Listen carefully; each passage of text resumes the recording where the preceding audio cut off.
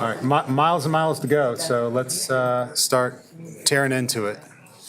All righty, I'm ready. Thank you all very, very much. Are we good? Okay. Good morning, ladies and gentlemen. June 6th, 2020, June 4, 2026. Excuse me, hoping it was Saturday, or at least dreaming of Saturday. But no, Thursday, we are here for department budget presentations for the FY 2027 budget.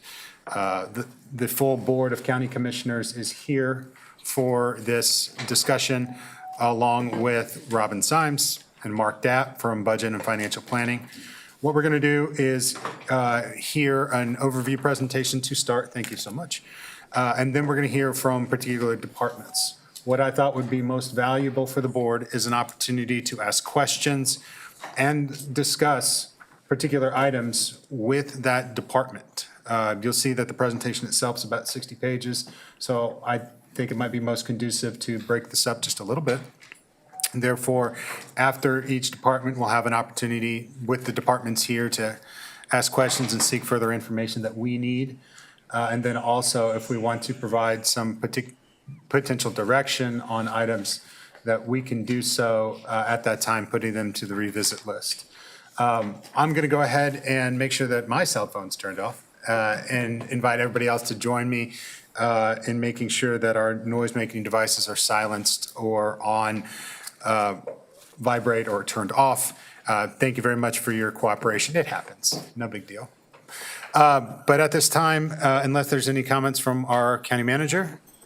No, I'll just say that we're ready for the full day. As a reminder, we had four meetings originally scheduled for 2 longer ones, so appreciate the kind of pause as we go, Chairman, with each department, or even the beginning parts. There are some questions from various departments. So we're ready, and turn it over to Robin. Thank you. All right. Good morning, Robin Symes with Budget and Financial Planning. For today, what I'll do is I'll give a brief overview of the process. Then I will give a summary of the departments that are not presenting on their RARs and CIPs. And then we'll begin having the departments who will be presenting in person. They will be going to the podium today, and then this afternoon with wastewater starting. Wastewater alone will be at the table just because there's a little bit more extensive, and we have an outside consultant coming in for that. So with that, as far as the process, if you remember back in October of last year, we discussed a change for the board to have more information throughout the year. So there have been multiple study sessions conducted that have provided department information on service delivery, performance, and also alignment with county priorities. These also inform the board of future budget decisions, which is what we're discussing now. And so the additional benefit of these study sessions allows the board to focus on larger policy decisions during these couple of weeks. And then again, the county manager has their proposed budget, so those minor ones, that's why we've also not had those departments present, but give a summary. And again, all of your information is included in your detailed budget overview book. As far as department presentation list, I would like to note just a couple of changes. We have moved facilities and Department of Technology and Innovation to June 11th to allow a little bit more time on June 18th with outside agencies, and then with also the revisit list. You do have a copy of the revisit list, and all of the items have been listed. So that is whether it has funded, unfunded, CIP, or RARs. Those are in alphabetical order as well to help you find them easily. And the practice has been in the past that if there are 3 or more check marks, then those would be items that we would revisit. But again, that's up to the pleasure of the board. And so at that, I would move on to go through a summary of those departments not presenting. Okay. All right. So with these departments, I just wanted to give a brief summary. As you can tell, there's a little bit more information and verbiage on these slides. That's, again, to give more context, and since they are not present, we do have some available if there are questions at some point or later in the day. So for the appraiser, the state will be converting to a new system for the Kansas Property Valuation Division. This one-time funding of $106,000 will allow the department to consult with Tyler Technologies on the current processes and migration to the new system. For the county manager's office, a one-time pilot in the amount of $25,000 has been funded for homeless outreach matching grant. These funds will be used for partnerships for matching funds that will target homelessness during the winter months for hotel vouchers. And then the countywide housing initiatives RAR in the amount of $150,000 ongoing. It provides funding for various studies, market research, and payment for wastewater tap fees to explore new housing that align with the board's housing focus area. And then finally on this page, we have district courts. The eviction mediation program started as a pilot in September of 2023. Since its inception, a total of 883 mediation agreements have been completed, with 79% of mediation successfully avoiding an eviction judgment. This program was funded one time, but again, through other reallocations, we've been able to fund this ongoing. The program is in line again with the board's housing focus areas. And so I'll go through all of these and then we can pause for questions if you'd like for the departments not presenting. So moving on to elections. The election poll pad, electronic poll pad system, it operates on a fleet of 770 Apple iPad tablets. Most of these tablets are approaching the end of their life cycle. Replacement is necessary to maintain compatibility and to ensure continued software update support for the department's electronic poll books. For legal, the 2 legal positions are being funded with the reallocation of budgeted funding for outside counsel and also eliminating external vendor costs. The legal systems specialist will implement and manage legal technology, develop standardized procedures, and also enhance operational efficiency. The litigation specialist will serve as the county's primary litigation specialist. They'll handle multiple legal matters that are currently managed through external sources. This position will generate cost savings while improving litigation outcomes and response times. And then finally, planning. The landlord incentive program has been funded ongoing in the proposed budget at $200,000. It was funded one time prior, but again, through reallocations, we were able to fund this ongoing. In 2025, the program has successfully housed 64 families. And since inception in June 2023, 242 families have accessed safe, affordable rental units in Johnson County. The program addresses the board's initiative to increase attainable housing opportunities and provide an impactful and high-quality housing assistance program. Aging and Human Services, the case management software requested, it will replace the current client management system used. This was not funded in the current proposed budget.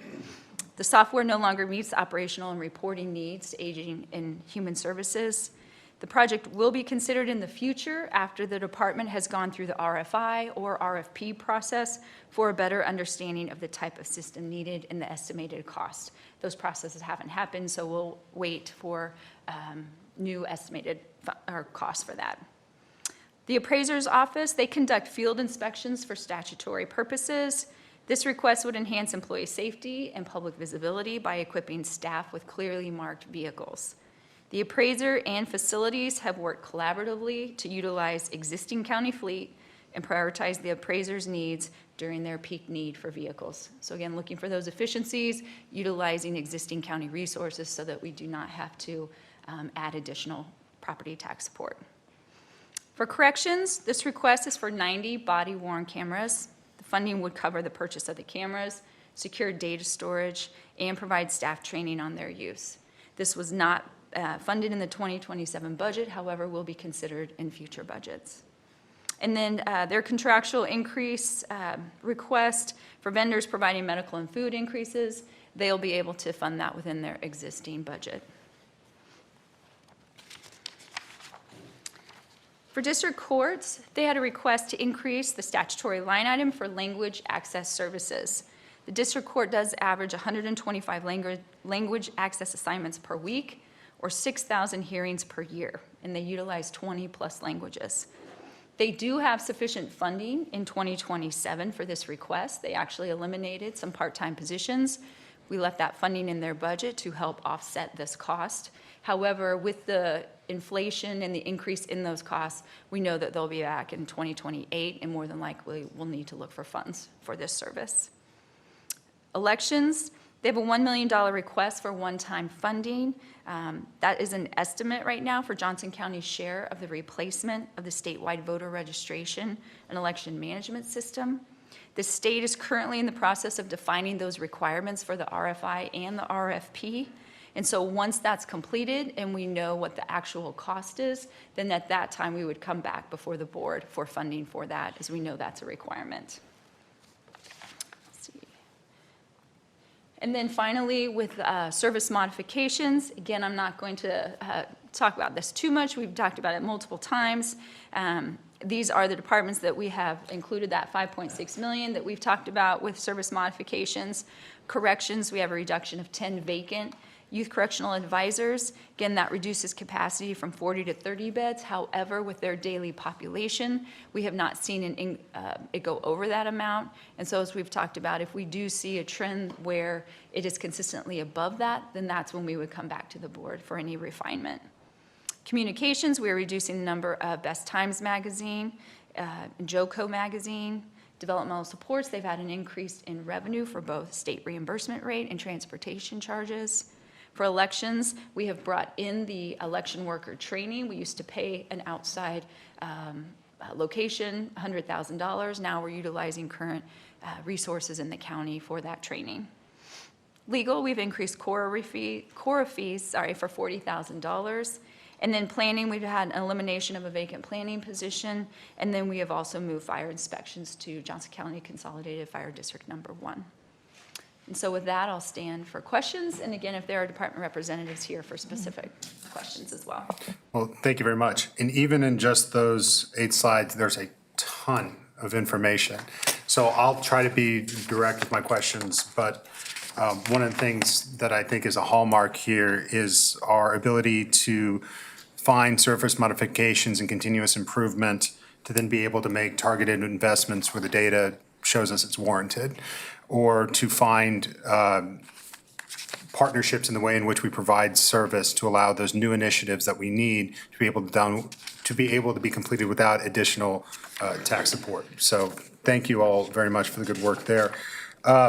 I wanted to start, if it's all right, going back to your presentation list. And I apologize to the board or to others if I was unclear in some of the direction that we provided last week, particularly as it relates to outside agencies. One of the things that I thought that I had requested is for folks to let me know if there's particular outside agencies that you wanted to hear from. And those are reflected on June 18th, that a few of the outside agencies are reflected there. It's now my understanding, and anybody can correct me on this board if I'm wrong, that there's a desire from at least 3 of us to hear from all of the outside agencies on June 18th. And so therefore, we are going to make that invitation. I'm sorry to some of these outside agencies that it is on short notice, and I'm sorry to the staff that it is also on short notice, but we would like to at least extend the invitation to the other outside agencies. That includes the Art Council, that includes CIRI, that includes UCS, to be able to be here on the 18th. So again, apologizing for the short notice, but as we dive into this budget, we'd like to have that opportunity available.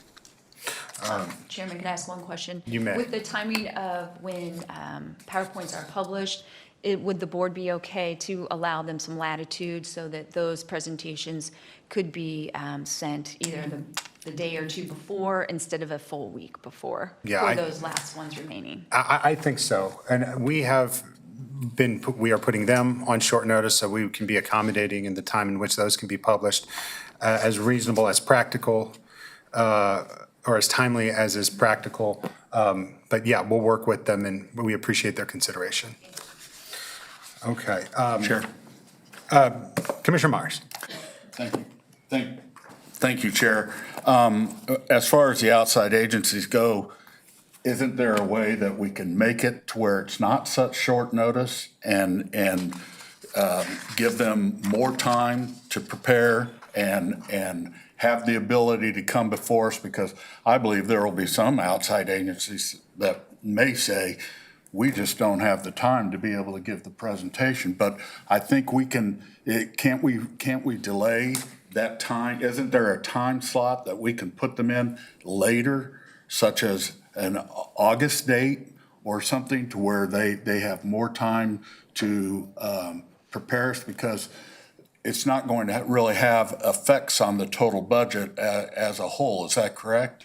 That could be if you do shift those resources or if you were to make changes to their budget. However, what we can do is we'll reach out to the others, see their availability, and then I think if they were allowed that additional time frame instead of having to have it next week, and then they could have it in 2 weeks, I think that would give them the opportunity. But we can at least reach out. If there is a problem with scheduling, then we can talk with the county manager and the board to see if there's a different time that others could come in. Sure. And while I appreciate the request, Commissioner Myers, I would like to make the invitation to June 18th, where the other outside agencies are presenting, and obviously we can be flexible or can request additional information that by necessity would have to come after June 18th as we continue the budget presentations. But I would like to make that invitation at the very least. All right. I'll go ahead and pass this around. I do have some particular department things, but we'll start with Commissioner Fast.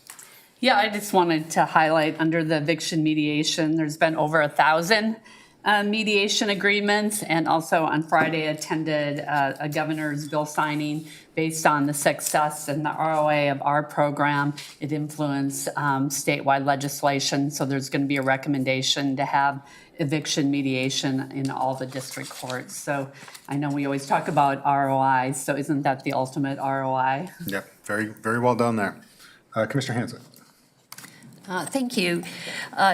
Ms. Symes, can you just, for the sake of clarity, especially for folks who have not necessarily been following this the whole way, that the way that the county budgets, departments are not given automatic increases. They are asked to present budgets that are within what they had last year. And if they do need additional funding, for example, fuel costs going up for ambulances, then they have to ask for them. Could you just explain that process a little more? Because I think there's some folks who may think that we give across the board increases to every department every year, and that's not at all the case. That's correct. So within the budget for each department, within their contractual commodities and capital outlay from year to year, those remain flat. And so, example is the budget departments, our contractual commodities and capital outlay, it has remained flat. Whether we have increases in office supplies, we have to shift and make changes or find efficiencies so that we are able to continue providing that service. The same goes for all other departments. If you have food increases, if you have others, a good example is corrections. Their costs are going up. However, we are asking them to look within their existing budget to find efficiencies and fund those since it is a lower amount. As you will see with the sheriff, theirs is so large they may not have capacity, yet they still have to come back and ask. We are not automatically putting in 3%, 4% increases for maintenance agreement contracts or others. We are asking departments, again, to find efficiencies first. If you don't feel you can, then come forward with a request. But again, I think that is a proactive measure. The departments then can look for other ways of doing things. Also, a good example is district courts, like we just heard about.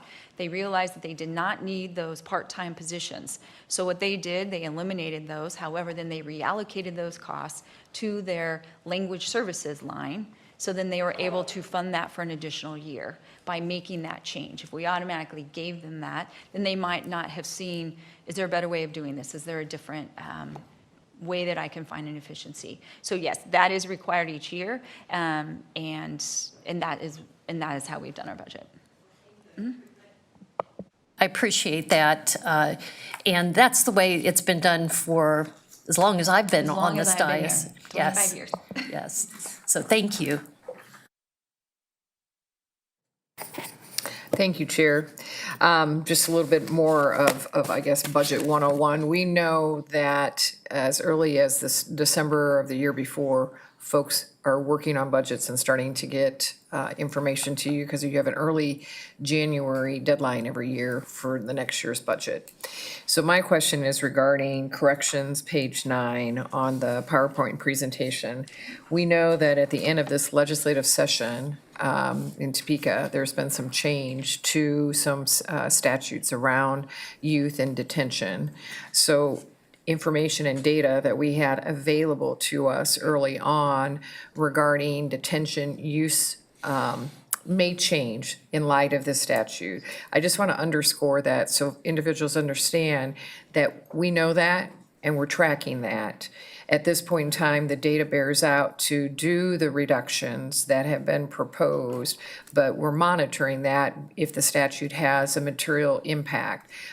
I just want that on record so that if they have to come back, nobody's going, well, they just didn't plan well. No, they planned well, but we're not the only ones in control of our destiny. We have other governing branches that can have material consequences when they change statutes. So I just wanted to reflect on that so people were aware in that corrections area that this was based on those numbers and that history and that timing, before the change in the statute. That's correct, and we have had conversations with Robert, so we are aware that there could be changes, but again, he'll continue to monitor that, and if there is any additional spike that we would have to deal with, then we would come back and then make that decision. Do we want to go ahead and house them elsewhere or make changes to what we had reduced? Thank you.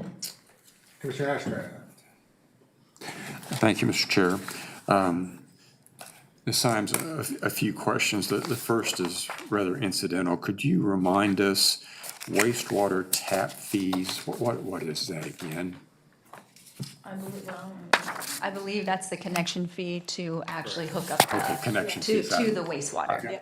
If you'd said that, I would have understood. Okay, sorry. Thank you.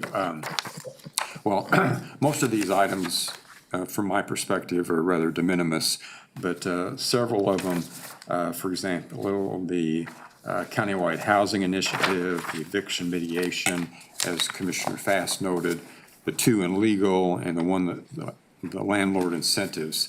So are the ROIs of those programs outlined and the outcomes that we're anticipating with each of those somewhere in the budget book? I believe we have some additional information within the budget book. However, again, I think some of the information we've provided here, for example, eviction mediation, where we've talked about the percent successfully avoided, we do have some additional information, if it's not in there, that we can provide you. I know that there are estimates as far as in the future, how many they plan to continue to have, either flat or increase that. Because I know for planning, that's the same. There is some increase in what they're projecting as far as new landlords coming on and what their goals are. And so if it's not in your book, then we can also provide additional information. And my question is not a concern about the program as much as being able to demonstrate, and I'll pick on eviction mediation. A great program, has impacted a lot of families, but when this program was originally promoted, Commissioner Fast in particular talked about how it will keep people out of the criminal justice system, out of other social service costs. Do we have a way of tracking that to demonstrate long-term why this funding is sufficient, or maybe it should be increased? Is that analysis somewhere in the budget book? And I'm not picking on that one. I don't but- believe that analysis is in the budget book, but we can reach out to Laura Brewer and we should be able to get that additional information for you. Right, and I'm not picking on that one, but Yeah. there's several of those I was just wondering, because they've been talked about, but I just didn't see the analysis. Correct. And as- a good example of the future ROI would be for the legal positions. We've had huge success with the sheriff's department where they reallocated an internal position to legal. We've been able to completely reduce the sheriff outside counsel and probably save money on that.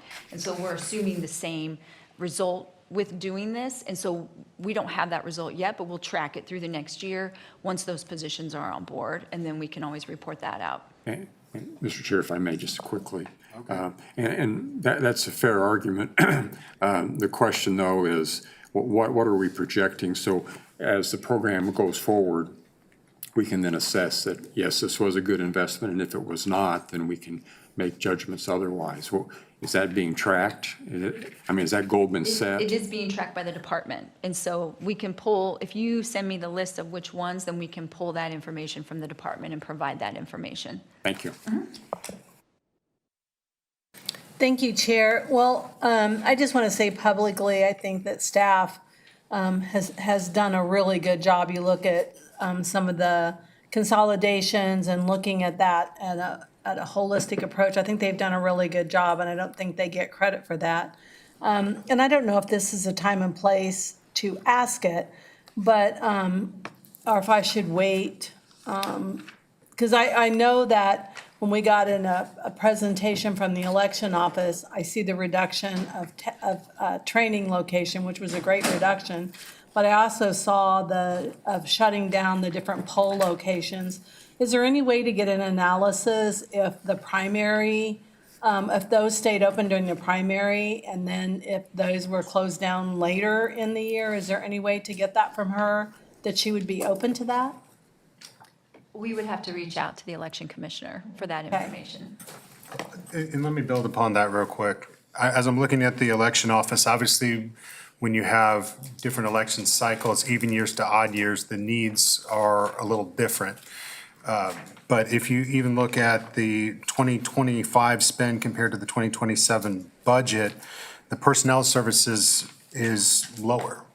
And so do we know if that is in anticipation of having less early voting sites or what that looks like? I guess the question would be if there is any flexibility, given the significant changes that are being made for this year's primary, and if there's a push from the residents of Johnson County to enhance early voting locations, whether there would be opportunity within the budget to restore those or enhance early voting opportunities in 2027. And that's probably a conversation for the election office. And again, we welcome that conversation during this budget process where we're allocating resources for personnel for early voting and other opportunities to enfranchise more voters in Johnson County. Thank you, Chair. I appreciate you bringing that up because, the last 2 days I've spent on the phone and two of the locations that were cut in Olathe. One is by highly trafficked seniors that are going to go vote, and they're going to have no way to go vote with such short notice. Even if they did, can they go vote? So if we could look at that, I know she was pretty adamant, but, and I've also reached out to the Secretary of State, but if there's some way to continue with that conversation, it would be greatly appreciated. Thank you, Commissioner Allenbrand. Further questions on this initial section regarding the departments that are not presenting today? Okay, with that, we'll go ahead and transition into the Sheriff's Office. Sheriff Byron Roberson will be here presenting. Welcome, Sheriff.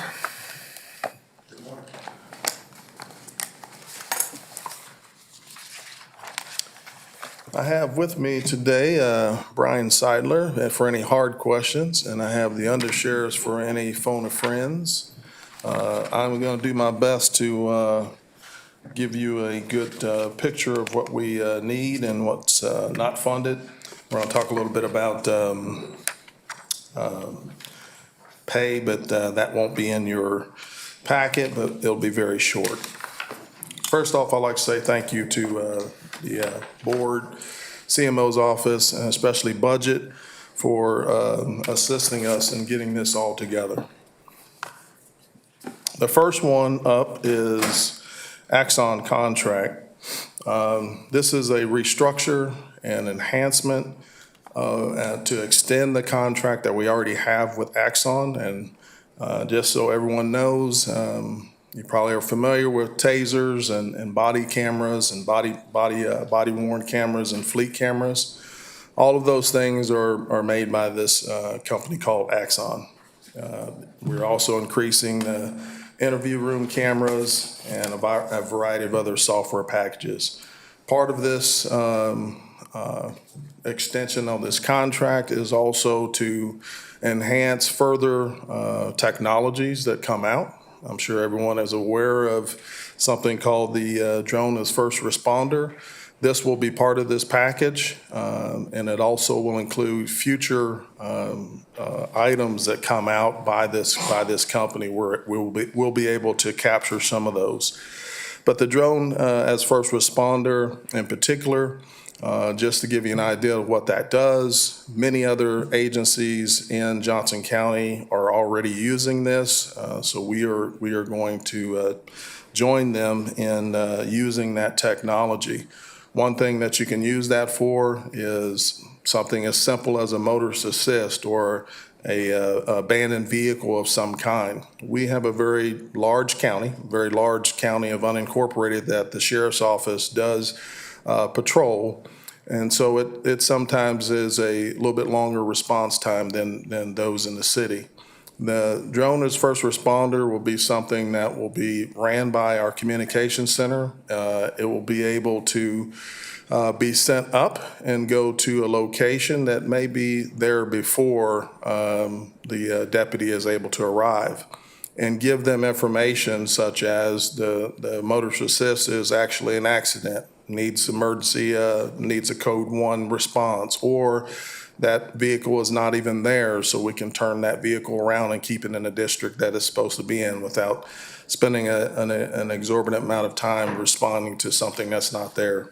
Another real good use for a drone first responder is also domestic violence situations. Many times the offender leaves the location because they know the police are coming. Drone as first responder in many instances used across the country is there before the officers get there because it's line of sight, it's not taking roadways. So it's able to give that information prior to an officer responding, and if the suspect leaves, it's able to give them locations on where they might go. So it's a very, very important tool for that. The next one is contractual increases. You all just talked about those, that we don't really have a lot to do with the increases as far as trying to mitigate that. We just have to respond to what those are. And a lot of that is medical, mental health, food services especially. The original request was $761,000. We were given $650,000 because we were able to find funds in other places. One of them was last year's medication overages. We were able to use a lot of those funds to make up for that $111,000. The next one is vehicles. Please stop me if you have any questions. The next one is vehicles. That is a one-time $389,000. And a lot of that is because our fleet is becoming very old. We're trying to stay up with that and keep the vehicle a little fresher, a little newer. It aids us in, we save money because of the maintenance costs and the cost to repair the vehicles when they get, upwards of 150, 200,000 miles. They break more frequently, harder to get those parts. Ends up costing us more money than to just try to keep the fleet young. And also the upfitting costs are something that we have to do because when they come, they aren't upfitted with any equipment. Moving to the next page, the not funded or future considerations. That first one is the bonding staff. We did a collaboration with County Audit, and they came up with the same conclusion that our bonding system or in the jail is very difficult to do with the personnel that we have. It's using a mid-level supervisor, a lieutenant, to do this. We believe that it could be done with personnel that are not lieutenant level, But the problem is that that's the system that we have right now, and without having additional personnel, those are the persons that will be doing that. Bonding is a very high liability procedure in the jail.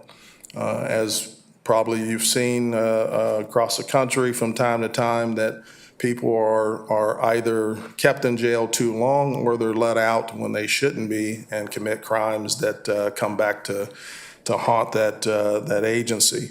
So it is very important that the right person is there. In the past, just a little bit of history about the bonding process inside the jails. That previously has been done in different ways. But what ended up happening was that because of the liability involved in it and the oversight that's needed, the person that was doing the bonding still had to go to a supervisor who pretty much had to do it all over again to ensure that that person should be released. There's a lot of systems involved, court systems that are involved to make sure that those persons are not released when they're not supposed to be. So they ended up just leaving it to the lieutenant for, just that one oversight. The next one is the 6 deputies. Those were requested. Two of the deputies were to be used for the T-100, and that is the transportation unit. The T-100 has been a very important part of the safety of this community because they have been used by every agency in the county. What it is that the agency who stops someone who is eventually going to the Johnson County Jail calls the T-100 or transport unit to come get them. Our units go and are able to actually begin the booking process much faster because we are going to take them eventually to the sheriff's office. They electronically send their reports to us, and then we go and drop them off, and so the process is much quicker. But the most important thing is that those municipal officers are able to stay in their city, which ultimately protect all of us here because we all generally live in those cities. So those officers are able to stay in their jurisdictions. 2 of the units will be for directed patrol. That unit is currently staffed with 4 deputies. And that unit has been used a great deal over the last year and a half. Received many notes and letters from the chiefs of police of all of our municipalities that this unit has greatly assisted them in solving crimes and also deterring crimes. What they are doing is working with all of the municipalities to address crime and criminal issues prior to them being needed or requested, I guess you could say. Many times, especially in the northern parts of our county, people are able to drive through from Missouri or Wyandotte or wherever, and our cities are so close together, but they are divided by jurisdiction. So once a person goes into a jurisdiction such as Westwood, that criminal element is checking for things to break into or steal, and they can go from one city to another, but those municipal police departments aren't able to track them like a sheriff's office are because we have jurisdiction throughout. So we were able to assist them with that much more coordinated. And then also for patrol. I think this is a good point to go to the issue that we are trying to head off with our patrol. We have been able to move our civilian staff to either a pay scale that is either on the JC table or adjusted their pay to coincide with what's on the JC table. Unfortunately, we were not able to get commission officers into the last CBIZ review. So we worked with HR to do a study countywide to see where we were sitting. And we're doing this because at a certain time in 2023, there was a serious shortage of deputies and certified officers really in all jurisdictions. But at that time in 2023, there was a 14% vacancy rate. That was 72 deputies down at that time. After that, they went from 72 to 5 in 2023. That was because of the pay adjustments that they did during that time. This year, we are projected to be at, right now, we're at 24, we're projected to be at 32 by the end of the year vacancy rate, which is 8%. In late 22 and 23, after pay changes were made, we were the highest paid agency in Johnson County. We understand that, however, this doesn't last forever. Local agencies began to increase their pay to match what we were doing. And so therefore, at this time, we are comparing ourselves against 11 other agencies in Johnson County. Our actual survey was 22 agencies between the metropolitan as well as Wichita. But for this instance, we compared ourselves to the 11 agencies in Johnson County, which are Olathe, Overland Park, Shawnee, Lenexa, Merriam, Prairie Village, Gardner, Parks, Police, Spring Hill, and Leawood. Of those 8, we have fallen to the 8th position in the county for starting pay. And I say this because we are all competing for the same talent, but unless you are very competitive, officers, new officers, they will choose the top pay or close to it, and then they'll compare, culture, they'll compare equipment, they'll compare things that make them want to go to that agency. But if you're not in that top, pay band, they will choose those first, and that is what's happening. Because of the changes that they made in 2023, a lot of our deputies are reaching that age where their KPNF is based on the last 3 years of or the highest 3 years of their last 3 pay cycles.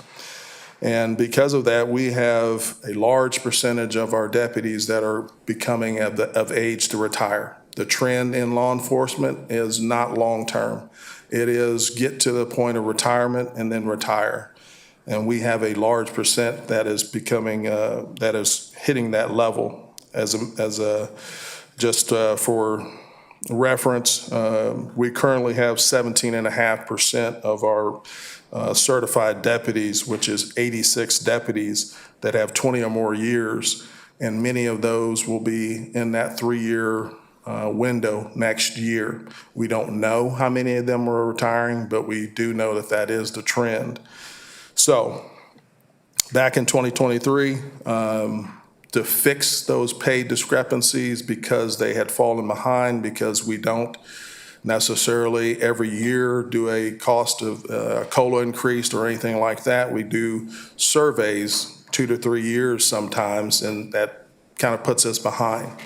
At that time, to fix that, it took $3 million in 2023 to fix it. And in 2024, it took $11 million to finish that out. That's $14 million. We have worked with budget. We're meeting with HR next week. We believe we can do that. We can fix all pay bands, including the civilians that are already on the JC pay table, for $3.5 million to fix it in 2027. I know that is something that you will have to discuss. But I believe that if we address it now, it'll save us money by doing it now or in 2027 rather than waiting to 2028, 29.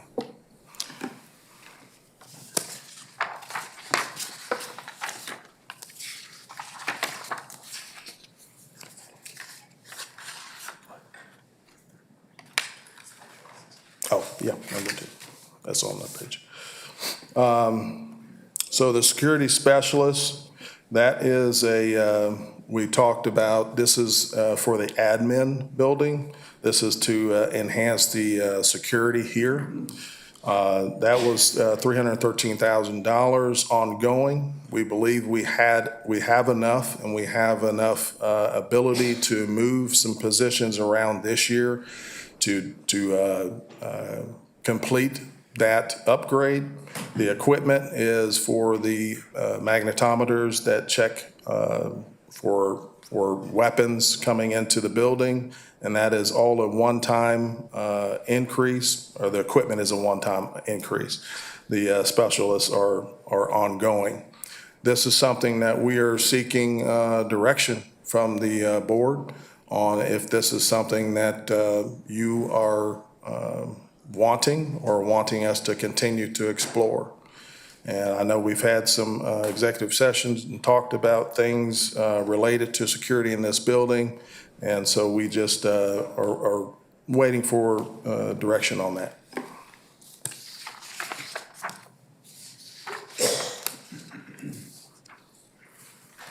Capital improvement funding.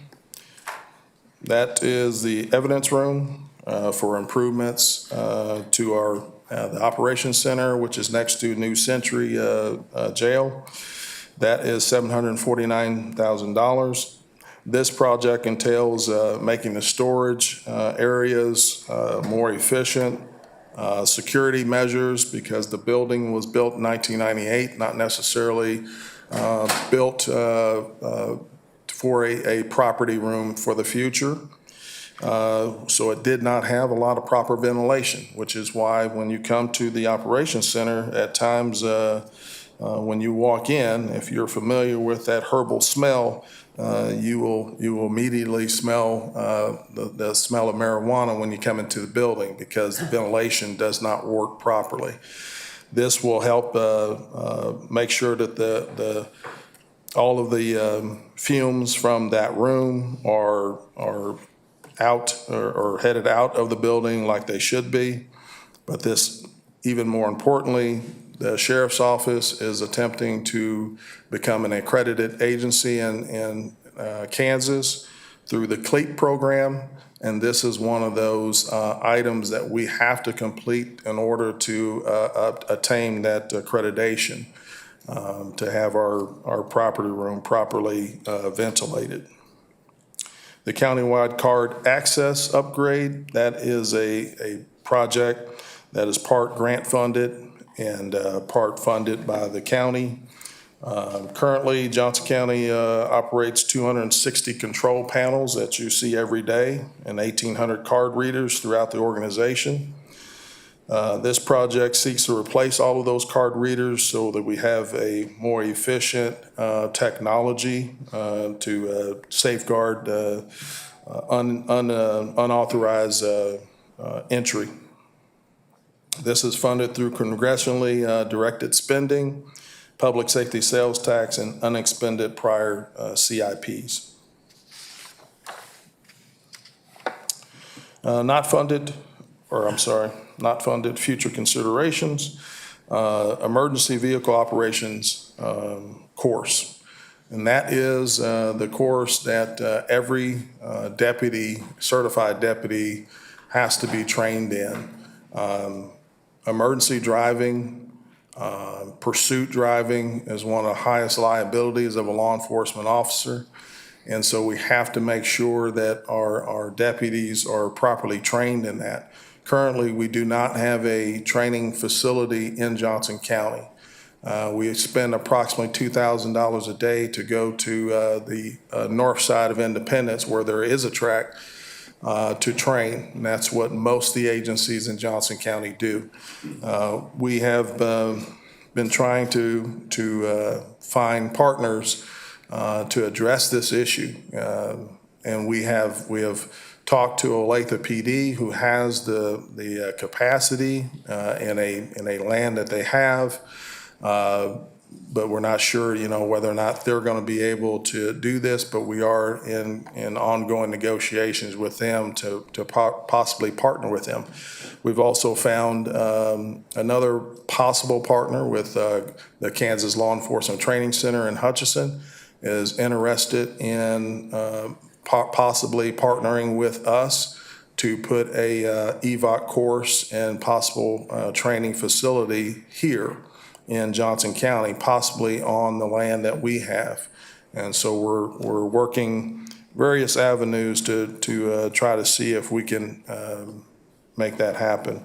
That would be the ultimate conclusion for us, is to be able to partner with one of those agencies to get this done.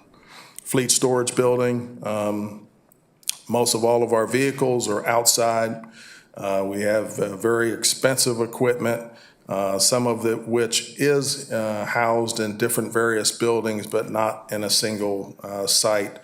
We have some of our more expensive equipment. Thank you to Paul Davis, who is allowing us to park our command post, which is approximately a $2 million vehicle, in one of their facilities. We have other vehicles that are parked at NORAD, which is approximately a 1950s facility close to the jail. Not optimal for parking of vehicles, but that's what we have. So this is something that we're looking to enhance in the future. The Sheriff's Training Center, that is something also that we're trying to partner with other agencies such as KLETC to try to find maybe a collaboration between the two. The current building that we have is there on 119th across from the Sunset Complex. It just is not optimal for our training needs. We have approximately 700 people that we run through that building throughout the year. 550 or 500, just over 500 of those are certified deputies that require 40 hours of training every year that we have to run through that building, which makes it very difficult to run an academy, that kind of training, and also in-service training for our civilians. You cannot do it at the same time. So scheduling is very difficult, and the main reason is because the parking was not ever created for that building to house that kind of capacity.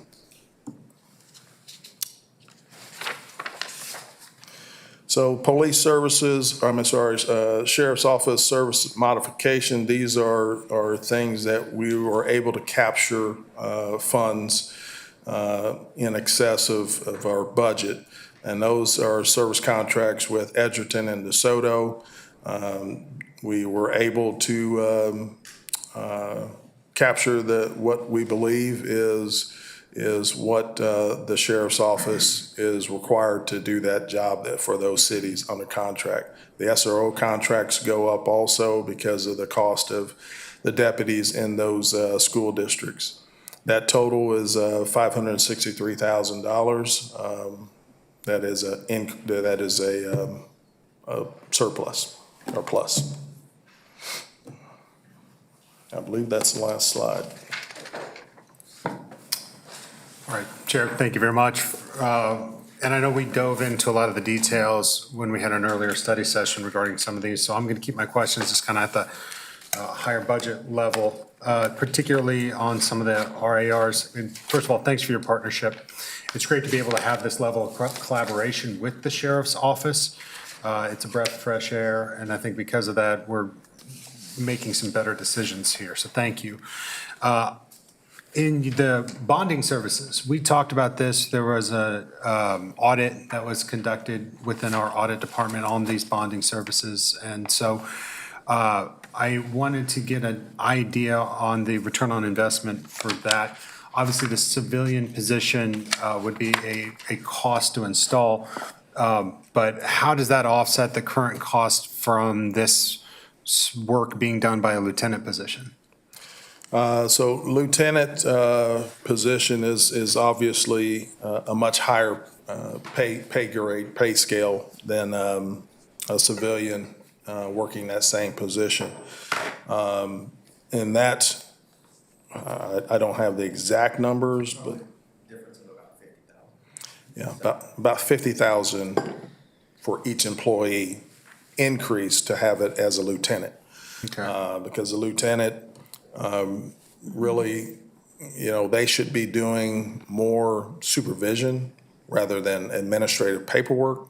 But because this is a high liability, it does require a lot of work with Odyssey and several other programs to make sure. And we've also worked with the judges to try to streamline this because there are some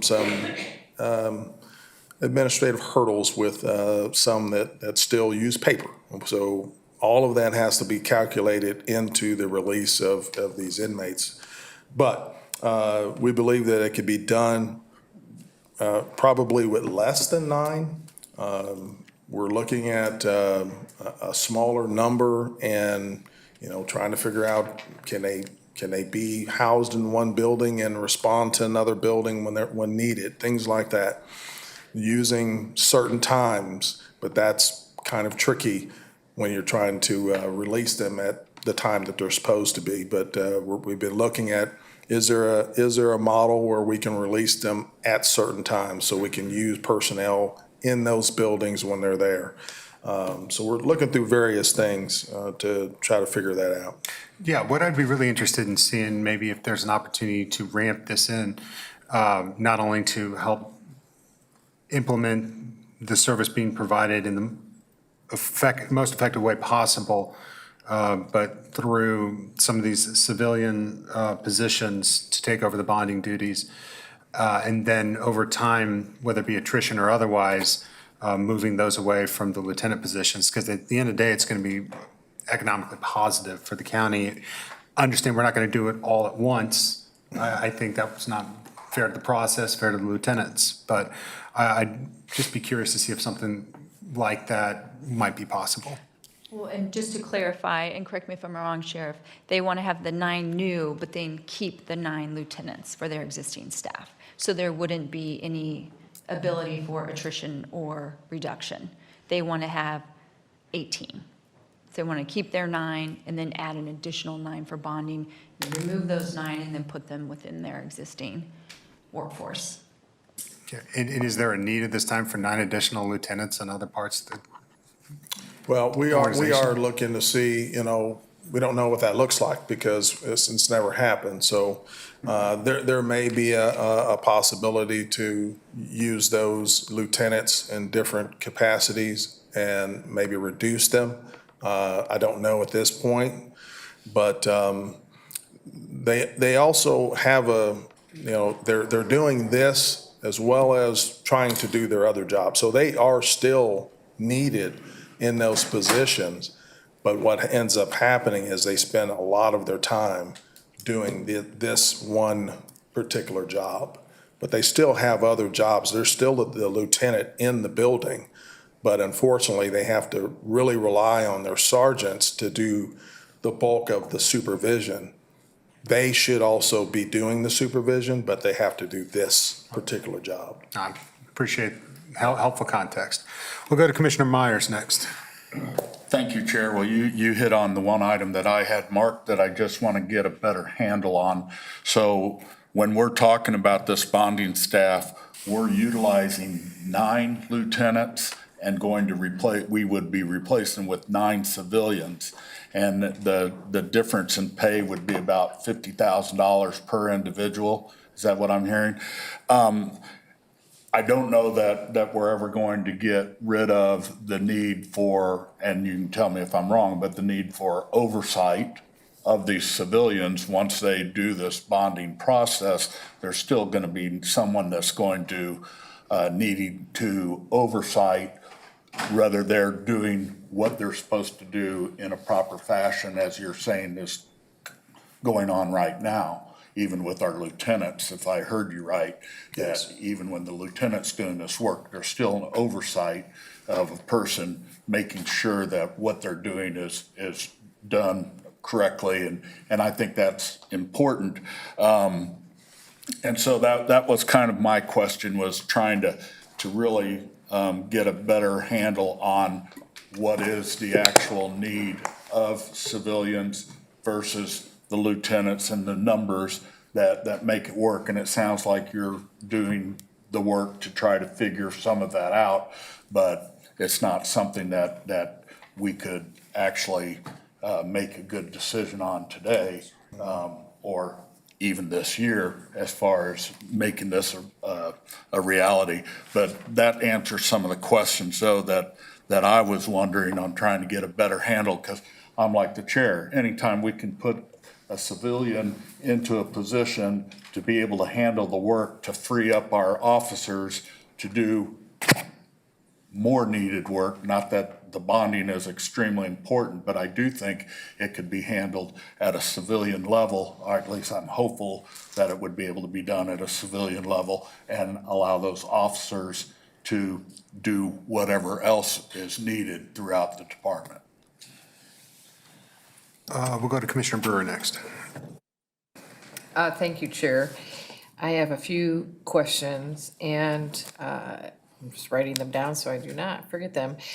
Just a follow-up on the bond one. I understand right now you're multitasking with your 9 lieutenants. If you brought in some civilians, they could redirect to to their other tasks. I would just say that as we continue to go down this path, I agree with Commissioner Meyer's categorization that maybe we're not there yet to really understand the numbers and what that looks like for this year's budget. But I would like to see what savings could happen, because if I have 9 lieutenants who are no longer fully tasked with trying to manage this as well, maybe I don't need the full 9, maybe I need 7, and some of those savings could go into paying for civilian bond staff.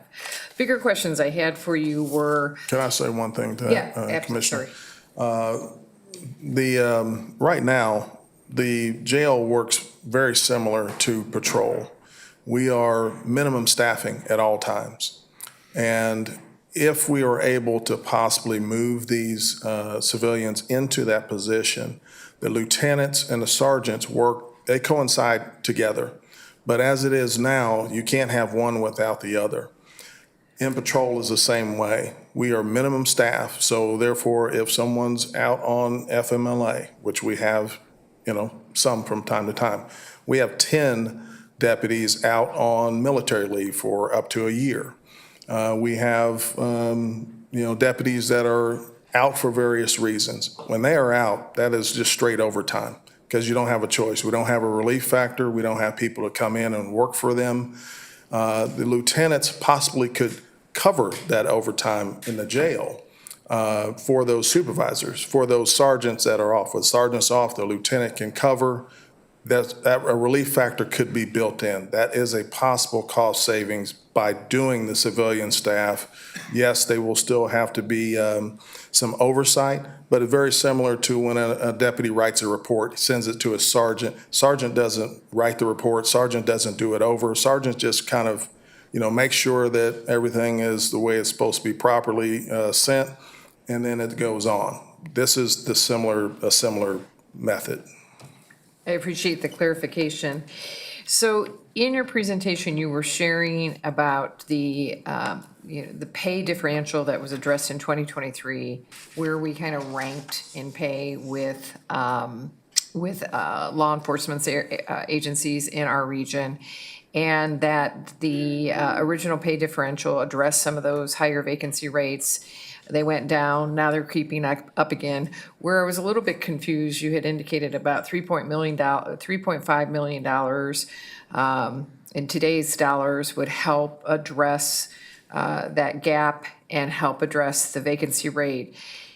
Looking at your budget, just looking at budgeted 2026 to budgeted 2027 requests, there's about a $5.9 million difference, is that 3.5 million, when you talk about personnel services, is that 3.5 million already reflected? Or are you saying you need 3.5 million above the 5.9 million that you're currently asking for? And I ask you that because we know every time we do a pay differential, that's a carry forward cost. That only continues to increase. So that you're talking, because I did not see what you presented in the slides, so I felt like that was new information. Is that correct? That is, and I apologize, that is not in the slides. That was an opportunity to let you know what we have coming. That is we need to think about it now.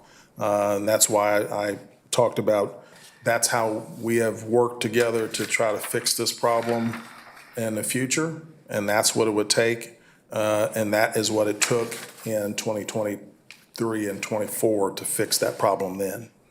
And if I may, Chair, my last question was, in your contractual services, when we talk about budget highlights, and we talk about some of the increases that add up to the overall increase, and it's detailed in the RAR information. Help me understand a little bit. I know prior to my coming on board to the Board of County Commissioners, there was some concern over some changes around mental health services and who we were using. What do those services look like going forward? Are we still using the private vendor? How are we working with the mental health center? I think some of those concerns centered around who had authentic relationships in the community around wraparound services once someone leaves custody and goes back into community. Very good question. So the mental health portion and the medical portion is still contracted with Vital Core. They do both of those.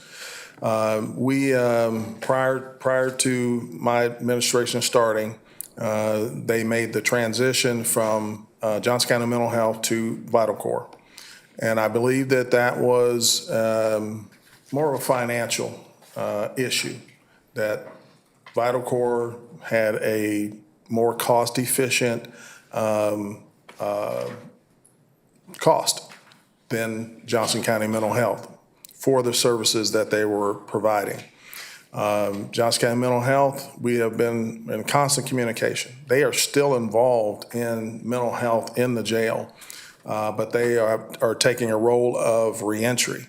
So when a person is moving towards their time of release, actually they are connected with Johnson County Mental Health for a reentry into the community, and that is their role right now. They also help out in programs and things like that, getting them ready to be released. But Vital Core is the main body of the services. I've talked to Tim DeWeese. We believe that this is the best model right now. In the future, I can't say that, maybe they will want to come back, and I would entertain that, definitely. But really, it was a cost savings to use Vital Core, and they have turned out to be a good partner also.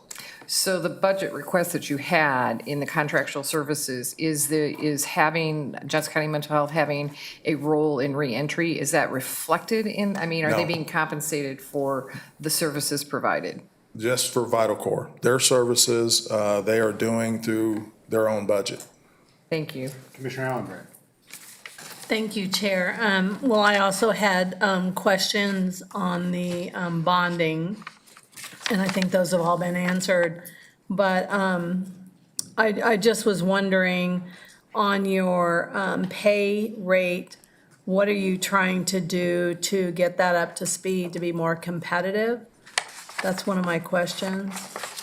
So we are going to meet with HR and budget, I think, also in the next week or two, to talk about the survey that we put out with all of the different various agencies that we are competing against in this region, and figure out, we believe that if we can expand these pay bands, it will help people to stay here. But once they get to the top out, they tend to leave because they're not able to capitalize anymore towards their retirement, so that's a perfect time to leave. If we expand that pay band, that possibly might keep people in the profession a little longer because they have a chance to continue to grow their retirement. And we're also keeping people that have the institutional knowledge that we need instead of constantly turning over, finding new people. Now, as far as the starting pay, we have to stay competitive because people, especially our young, smart people in this era, they will look at what's the pay coming in, and then they will compare everything else after that. So we have to continue to stay competitive in that market that we're competing against. We're not competing against East Coast, West Coast. We're competing against local agencies here in the metro. So, so I'm hoping that we see a little bit more cost analysis with the bonding and where maybe some of those movements can happen to help. I also see that, I know I've been here long enough, because we were almost in the deficit with the reimbursement that we got from the outlining cities. So this probably is going to be absorbed anyway with increase in population and just day-to-day just day-to-day going forward. I do know that Vital Cord, when they went in, because I talked to a couple employees, their salary was almost doubled. So I think when they took over, they added a lot of those employees. So it is going to take some time to go in and do an analysis on that, of reentry. But I would also like to see on the capital improvement projects, is there one project, I mean, if you look at all three of them, it's a lot of millions of dollars. Is there something that's more that you're looking at that you want to do in the future? What would that be and what would that cost be? And then on that, I think it's really good that you're looking at the practice facility and partnering. If you could partner with a couple other partners, that would be awesome. So. Yeah, that is, I'm optimistic that the Kansas Law Enforcement Training Center they're already have a footprint at the KU Regent Center. It's not at the size that they need, so they are looking to expand here because this is where 1/3 of the law enforcement in the state actually are from, is Johnson County. So they would like to, I think, have a footprint here, and I think that Johnson County Sheriff's Office is the perfect partner for that. I would agree. Thank you. Thank you, Mr. Chairman. Sheriff, recognizing the special status of the Sheriff's Office, I would offer a couple of observations, and then I would like to talk a little bit about some of the metrics that you've proposed. Piggybacking on what Commissioner Allenbrand said, your attempts to coordinate with Olathe and Kansas law enforcement, that's to be commended. Is that also part of the plan with the extension of the drones first responder services under Axon? When you presented to us, I had asked, many local governments are getting into drone fleets and the opportunity to coordinate that, and I'm not trying to foist anything upon you, but it's just an expense. Is that part of that consideration, or have you not pursued it? Yes, and some of the larger agencies are doing this on their own. Olathe, Shawnee, Overland Park, Lenexa. But the smaller agencies that we dispatch for, which we dispatch for the majority of agencies in Johnson County, we are trying to partner with them to house these drones in their locations. We will control them. They will pay for them. But it will be a, collaboration between the Sheriff's Office and these smaller agencies such as Merriam Mission, Fairway Westwood. The drones would be housed up there, but controlled by us, but paid for by them. So I think it'll be it's a good model. They're interested. We just have to get all the infrastructure in place before they go to their councils and ask for that increase. Well, I would encourage that. Prior to your tenure, there had been conversations on and off about trying to establish a helicopter fleet. And from my experience in other communities, that's an expensive program. Drone technology has improved substantially, so Yes. I would encourage you to consider that. Related to vehicles, the 390,000, how many vehicles is that?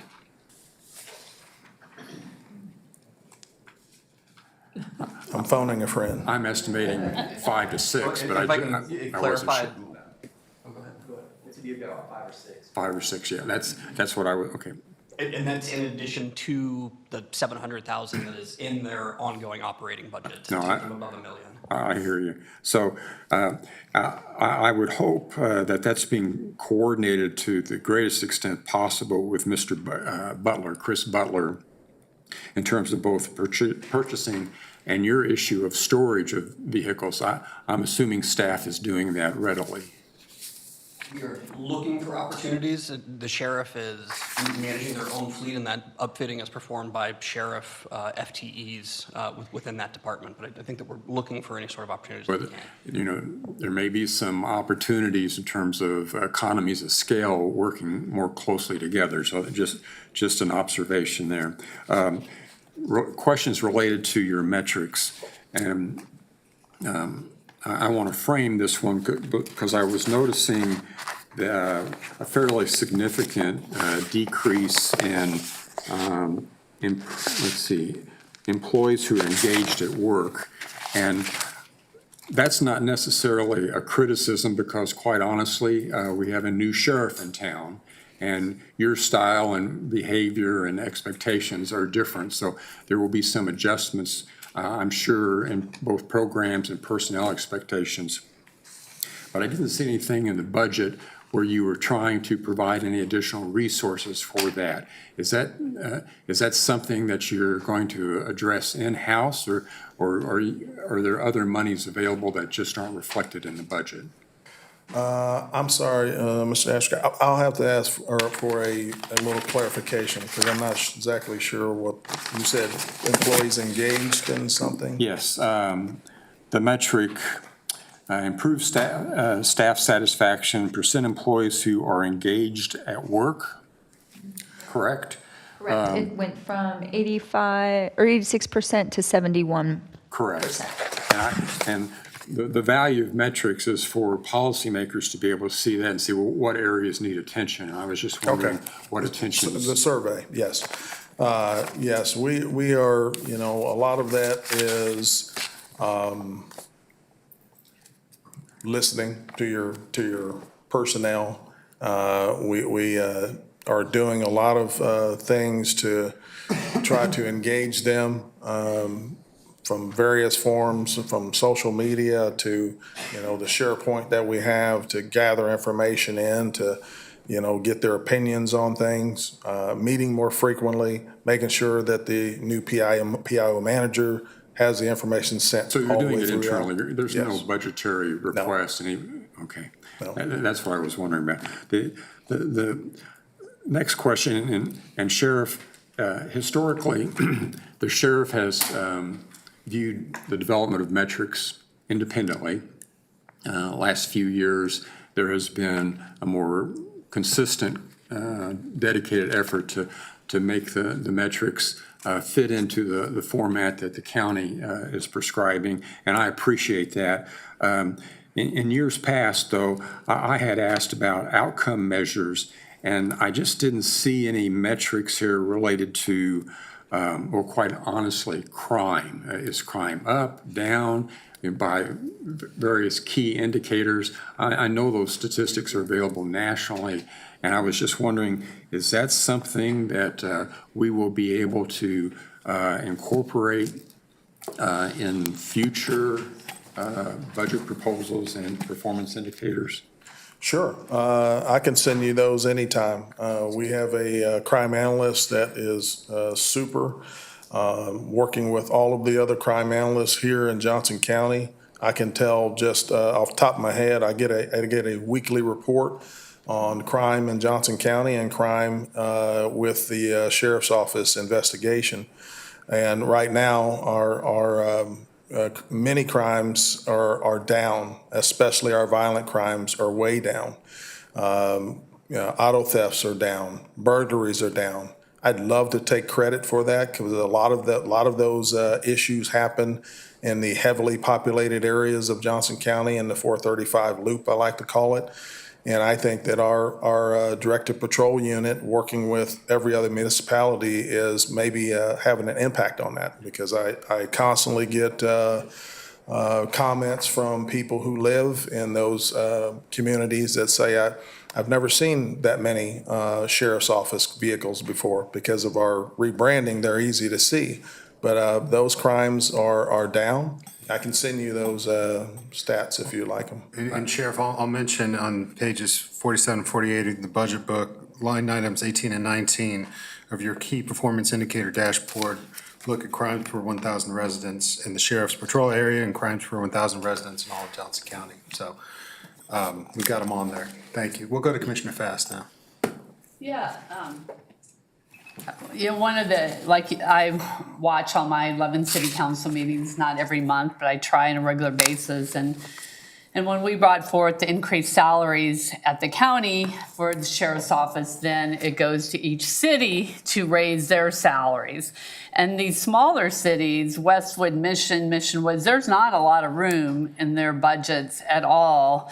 And, and their police departments are like 60% of their budget. So even, 5-10%.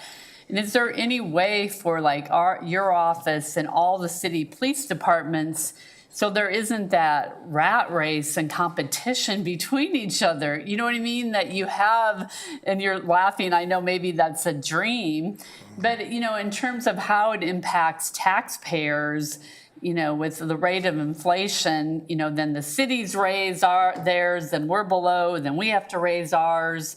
And, I don't know, is there any way to work on that so it's not this constant competition, which in the end impacts taxpayers who are really, hurting in many ways because of our economic factors? Yeah, I totally understand. And I would love to have a gentleman's agreement that they won't raise theirs up and I won't raise mine up. Really, and not to be tongue in cheek, but a way to do it would be for all of us to stay competitive to each other so that there's not a lot of huge fluctuations up and down. And that's really what we're trying to do. Like you've talked earlier with the contracts, we don't have an automatic increase. We don't have a COLA that increases the pay and stays level. If we had a 1.5 or a 1.9 or something like even a 1%, it would keep pace with the other agencies that are raising that bottom up every year. But because we do surveys and we wait however long we wait, a lot of times we're 5, 6, 7% behind. So that would be a way for us to stay competitive and so that we don't have these large fluctuations. That is what other cities do, and they stay pretty close to each other. The other question I had, and about a year ago, I remember there was an analysis of the local county cities about how many people with overtime making an extra over $50,000 a year. Johnson County Sheriff's Office had the most individuals who some were making $50,000 to $90,000 extra on overtime pay. And I know you were working on that. So where are we at on reducing that overtime pay? How many people, are in that category, bringing in an extra $50,000 of overtime pay? We still, last year was a very good year for us to reduce overtime. We were very diligent in doing that. We still are doing the same thing, trying to ensure that our supervisors are not just filling positions to fill positions, but to fill them when they're essential. As far as individuals who make those, some may say exorbitant amounts of overtime, the issue with that is, and why that happens, is that you have a lot of deputies and employees that don't want any overtime. And so therefore, you have some that want the overtime, and they get the lion's share because someone has to do it. I'll be honest with you, in my younger days, I worked a lot of overtime, but mine was out of necessity because I wanted, things for my family. Some people just work a lot of overtime, and someone has to work it. Some people don't want to work any overtime. And until, so we don't want to make it mandatory. It's a optional thing for someone, but it does take a toll. We try to educate them on, quality of life at home. Sometimes you can't work all that overtime, but that's really a decision that they make. Thank you. I'll note, I'm just, because I turned to the page, M48, line item 20 on your KPIs, change in total overtime hours, you're down 7.75% in 2025. So thank you for that. Obviously, this year with the World Cup, there's going to be a little bit more overtime. And we understand that. A few more. But thank you for that. We've all been around and had an opportunity to ask questions. We'll briefly go to folks. We've got 5 other departments yet today. So briefly, Commissioner Brewer. Thank you, Chair. So I'm going to go back to budget and looking at the slide that is up right now, service modifications. This represents the 563,000. That's already included I'm looking at M46 in the budget book, personnel services. So is that figure, which is an increase, already included in the personnel services line item? That's revenue. That's additional revenue that we've That's- received. Yes. That's revenue in, so that would be up in revenue. Thank you. Correct. And then I'm just going to go back to, first of all, I just want to say thank you. These are very productive meetings that we have with you, and you come prepared, and you have good detail, and you're willing to have the conversation, so I appreciate it. But I do have to say, when I look at operating expenses and I see personnel services, and I see a 5% increase, I have to believe some of that is and having staff, the total FTEs are not changing down at the bottom for the proposed budget. So somewhere in there has to be folks are getting an increase. I understand that we're not doing a automatic cost of living increase at 1% or 2%. And I'm also assuming that personnel services includes pay and benefits are in that. Yes, that's correct. So part of that is their step plan increases, and I believe the average is 4% for their step plan increases. Okay. So as they move a step, it's 4. When they get later, it's 2.5. So there's a range of 4% and then also 2.5 within that step plan. So that's included. And then what's also included is the increase for other benefits such as FICA, and then also our increase for our healthcare plan. And I do understand what you're saying. Entry-level pay is not staying competitive with other like agencies in the geographic area. I just want to separate that from current employees are seeing pay increases. Thank you. Yes. Thanks. Commissioner Ashcraft. Thank you, Mr. Chair. And as the chairman pointed out, we do have some consolidated figures for crime statistics, but my question was about segments, the key performance indicator in various segments. So I would encourage that. One last question, though, was some departments have been including the percent of unspent budget to expenditures to unspent budget. Is that something that you could be including in future years? We can include that.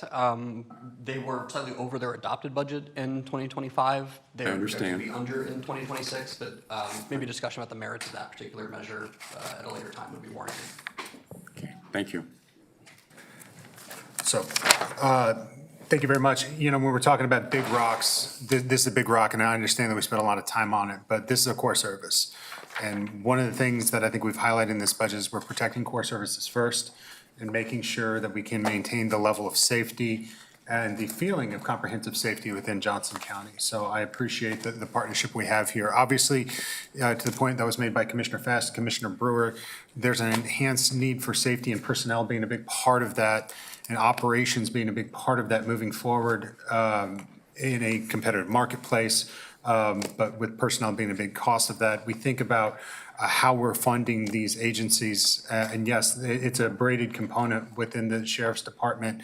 But as we look forward, if we don't want to just use ad valorem property tax or fee for service as we move forward, we continue to think about how a public safety sales tax has enhanced the ability of both counties and the cities in the past.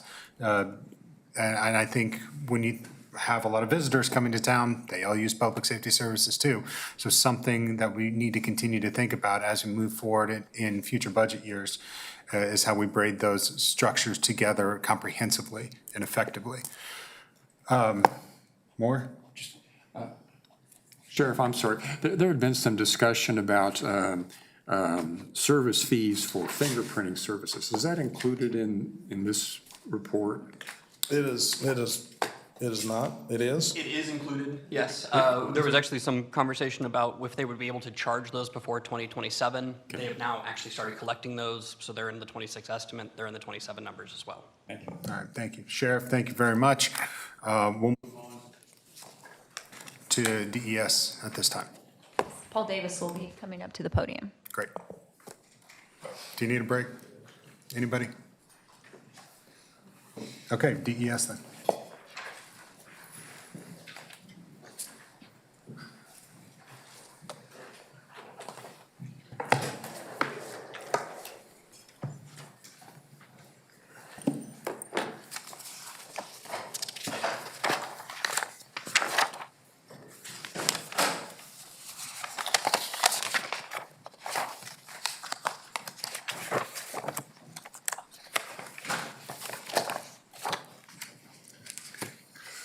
Good morning, Commission.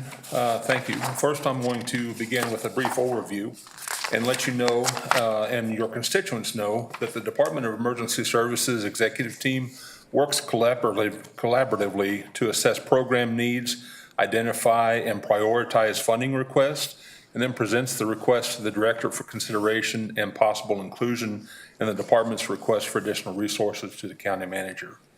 This occurs throughout the year, and each division director analyzes performance metrics, customer and community satisfaction, employee communications, and express needs and concerns. And in many cases, resource requests can be fulfilled within the department's authorized budget through shifting costs, implementing alternative methods of operations, and seeking other solutions to reduce those costs. Requests for additional resources are presented to the county manager after we have exhausted all avenues within our budget authority to meet the demand or reach those objectives. This department understands the county's fiscal position and the budget constraints that each of us are expected to address. The department also supports the county manager's budget as presented, and I appreciate the opportunity to address the board today. The first point on funded requested additional resources is that fourth impact ambulance. This initiative is intended to support, if approved, will augment MEDAC's impact ambulance program. These dynamically deployable ambulances help effectively manage the EMS system's peak demand at periods that typically extend from morning well into the evening. Extended operations, for example, 8 a.m. to 8 p.m. began in April 2026 after the BOCC authorized funding for that enhancement last fall. The increased call volumes year after year challenge our response time performance, workload balance, and fatigue management. Approval of this item helps us ensure that we effectively meet the community's needs. The next point is the MEDAC Increased Vehicle Reserve Fund transfer. Since 2017, MEDAC has had an established vehicle replacement plan. This is a strategic approach that included purchasing, vehicle rotation, and effective maintenance to extend the life of our vehicles. In 2018, we engaged the county's fleet management division to help manage our program, reduce maintenance costs, enhance the revenue from sales of old vehicles, and extend the life of our units, including the remounting program. Unfortunately, the pandemic era occurred, and recovery from manufacturing woes and supply chain disruptions, although promised and anticipated, was never fully realized. Ambulance prices, along with other equipment and supply costs, have skyrocketed. One method of reducing the inflation impact includes the ambulance remount program, which we initiated in 2018. It was a slow start, but now we have safe, high-quality ambulances that can be remounted at least twice. 7 of the 10 ambulances delivered in 2025 and 2026 were remounts, and looking ahead to 2027 and 2031, 4 of the 5 ambulances purchased each year will be remounts. This reduces the cost of each ambulance by at least 40%. If this program request is funded, it will allow us to maintain our fleet replacement schedule, take advantage of cost breaks due to pre-ordering, and ensure safe fleet for our employees and patients. The next point is maintaining equipment reserve funds for radios. And I need to make sure that you're aware that this is specifically for the radios in the ambulances and on the paramedics' hips. This is not for the larger radio system that we'll be talking about in a year or so. These mobile and portable radios are the most streamlined and primary means by which dispatch center and public safety professionals communicate in the day-to-day delivery of services. Although the typical lifespan of this equipment is about 10 years, their technology has evolved significantly. They function with much greater capacity than previous versions, which supports the federal government's requirements to ensure cross-jurisdictional interoperable communications. And in the public safety environment, and here in the KC Metro, this ability is crucial. It's necessary on a regular basis. This initiative, if funded, will help ensure that safety and timely response of our MEDAC personnel. And then with the public access AED replacement, AEDs in Johnson County owned buildings are conspicuously located for public access. Purchase of AEDs and replacement of necessary parts have occurred typically through operational budgets and generally via DES, formerly the Emergency Management Communications Department, through Emergency Management's Workplace Safety Coordination Program. Through funds approved by the BOCC in 2025 and 2026, we have made significant progress through a prioritized process to remove the oldest and in some cases expired AEDs with new. We're about 2/3 of the way through this project, and ongoing funds will allow us to maintain them and finish the 1/3 out in 2027 and make sure that this life-saving equipment is available when it's needed. With respect to the items that are not funded and future consideration, we discussed the emergency management specialist. We believe that this position is necessary, but we also understand the constraints, and we will continue to seek opportunities to maximize funds through EMPG grant funds and other sources that might be used to support this position in the future.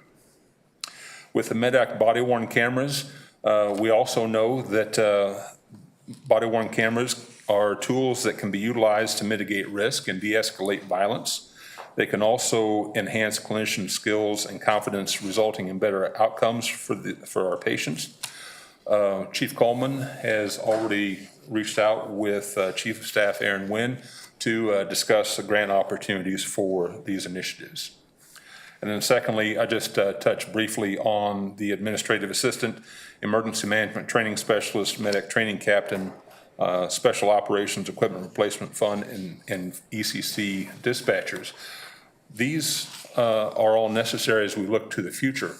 As our system continues to grow and we continue to build out our emergency medical services operations staff, we've not been very good at building out that administrative and support staff. So we'll be looking at these in the future as well. There is another slide, and this, I don't think this is in the slide packet, but I was asked. You have an updated slide packet. Okay.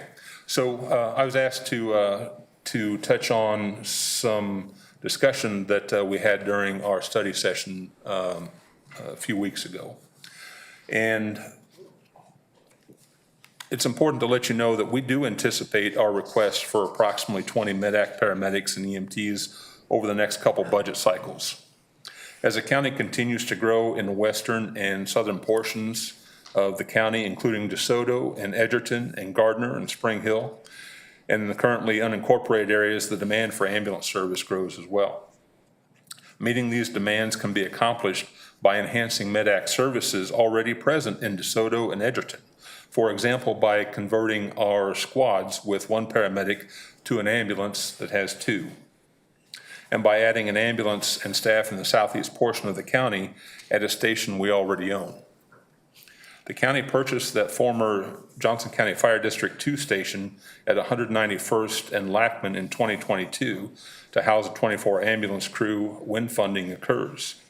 It currently houses reserve ambulances right now and other equipment that we don't have central storage for.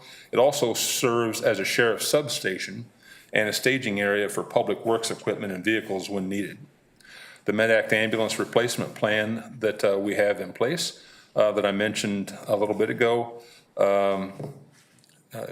that expansion plan can accommodate any of those expansions that might be needed in the future. With respect to capital improvement projects, the countywide communications infrastructure, this is ongoing. We've been fortunate to receive funding for this each year. This really is focused on the countywide radio system that provides reliable voice data communications to more than 40 county and city public safety and governmental agencies in the county. In order to maintain the county radio system and provide growth within the emergency communications infrastructure, these capital funds provide updates and upgrades for the equipment that is near end of life. And planning these replacements prior to expiration avoids possible damage and emergency repairs and replacements, and avoids much higher costs associated with outdated equipment. The unfunded CIP for the Emergency Operations Center, we acknowledge that with the recent and significant upgrades in the EOC, we concur with this request not being funded. However, we'll continue to work closely with the budget department to identify future and ongoing mechanisms to ensure proper maintenance and timely replacement of essential equipment. Stand for questions. Chief, thanks so much. Appreciate it, and appreciate all the hard work done by you and all the men and women on your team. We appreciate it very much. They're some of the best of us, so thank you. I wanted to talk about a couple of different things.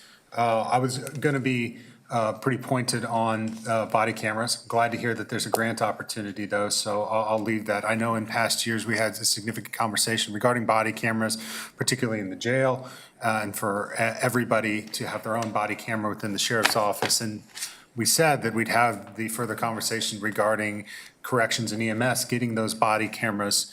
And so I was a little concerned that it was not funded within this budget, because I understand not only from a safety perspective, but from a liability perspective, from a training perspective, these are important tools.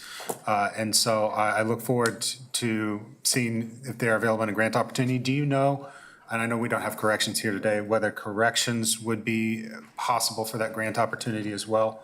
I know I'm putting you on the spot on a different department. Well, we're specifically looking at the Assistance to Firefighters grant. There is a very small portion, about 2% of all the millions of dollars that FEMA authorizes for that grant that we could be eligible for. And so we would run it through the Assistance to Firefighters grant, and that is specific to municipal ambulance services. Okay.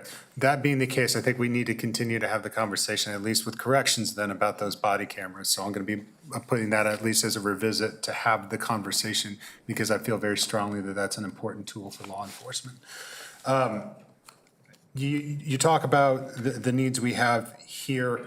I appreciate your meeting them. In terms of the requests that you have made that are funded, do you feel that we can maintain that level of service, that key metric that we hit 15 seconds from when somebody picks up or calls that we pick up in 10-minute response time in 90% of Well, those situations? Chairman, thanks for asking that question. I believe we can, and something that is not addressed here in this presentation is the recent organizational restructure in emergency communications to allow more operators to be on duty at a particular time and to reach those goals and to meet those performance metrics. So that's an example of operating within our own budget and making those adjustments. So yes, I'm confident. Well, I'm very glad to hear that.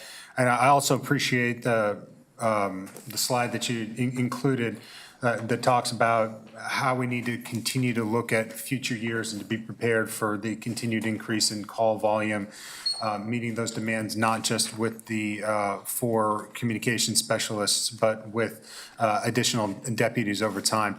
I think one fair part of this is to have a dollars and cents perspective about that as well, understanding the resources that we have through ad valorem and needing to be able to braid in additional resources so it's not just on ad valorem for that known increase to come. Commissioner Allenbrand. Thank you, Chair. I mean, this has to be a priority for us. I belong to a downtown coffee group club that's here, and a gentleman spoke, the chairman spoke at that this last Tuesday, and he shared with the entire group that he knew that he was having a heart attack and yelled at his wife, and his wife then called, and they did have to be put on hold for a short time, but, I mean, answered, and he's saying that you guys saved his life. And you need to know that. I mean, so that is, to me, it's got to be a priority of how we're looking at funding our MEDAC, because that's so key and important. I was sitting next to Senator Moran's chief staff person, and he said there was, of course, you never know, some federal funds out there for ambulances and body cameras, and to also Senator Moran and Sharice Davis has been very good to us. So hopefully, and I know I talked to Erin Wynn and she's awesome, and already working on some of that for some other housing that might be coming up in 2027. But, you know, I don't think, you know, I look at what your future needs are. And if you just stop and think of what the growth that's going on between Gardner, Spring Hill, and Edgerton, I'm not sure how much faster Edgerton's gonna grow, but they have a lot of industrial out there. But you also look at New Century and you look at what's going on. So, you know, with all the different things going on, and even Western Olathe with the hockey team, the hospital, the amusement park, and just, there was another new company that's getting ready to come in over by New Century, another eventually 4,000 employees by 2030. We have to look at that growth of what's happening. So I really appreciate what you're doing, and I think as commissioners, we have to make it a priority, and those body cameras, I think, are extremely important for both departments, not only for your own safety, but also for future litigations that might be needed. So thank you for your service, and I'm glad you changed uniforms. Those uniforms they're eye-catching. They look professional and show leadership. So anyway, I just wanted to share that. Thank you. Thank you, Chairman. So in our 911 response center, we have employees that are civilians that report to you, and then we have employees that are certified officers that report to the sheriff. Is there a difference in response rate between the two? Because I know nationally, 911 are done by civilians, not by sworn officers. But I've heard from employees that there's a pay differential, and they have told me that the work is very similar and the training. Is that true, that there's a differential for doing the same work? There is a pay difference because our ECC dispatchers are civilian employees. They're not sworn officers. And so we certainly couldn't justify that type of pay that a sworn officer gets for civilian employees. Doing the same type of work, our dispatchers do a little more specialty work. I'm not saying it's more specialized, it's a different type of specialty in that we're dispatching specifically fire and EMS. And our dispatchers are trained to be emergency medical dispatchers, and they're trained in the emergency fire dispatch capability, and that's our focus. And we are a secondary PSAP. The emergency communications is a secondary PSAP. So after the 911 call taker at the sheriff's dispatch or Overland Park or Leawood or any of the other 6 PSAPs would answer that call and determine it's for ambulance or fire, they transfer that to us. So with respect to faster response rate, I don't know if there's a faster response rate, but we're the secondary PSAP, so we're getting that call after it's determined it's a medical or fire emergency, and then we act on it quickly. We are putting those calls out within the first 30 to 45 seconds, and wheels are turning within the first minute to minute and a half. What was the last one, return? What did you mean by that?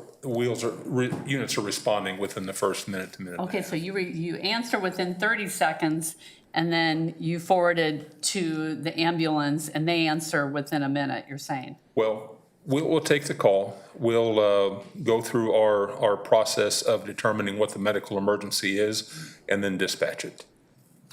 And they get it in a minute? Yeah, I think I might have confounded that a little bit. So everything is moving very quickly. And so that call is out the door within 2 minutes. Okay, thank you. Commissioner Myers. Thank you, Chair. Thank you, Chief, for everything. You know, back in the day, I used to ask a question, and sometimes I was happy that I asked the question, and other times I was mad at myself for asking the question because I got an answer that I really didn't want.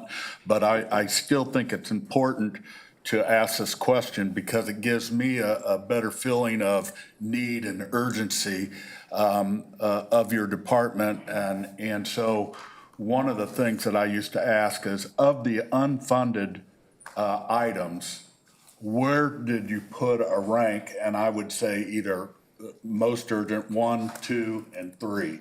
And I know that might be difficult for you to do right now. If there was even the number 1 urgent item that's not funded, it helps me with having a better understanding. And again, it just helps me for not only now, but even with the future.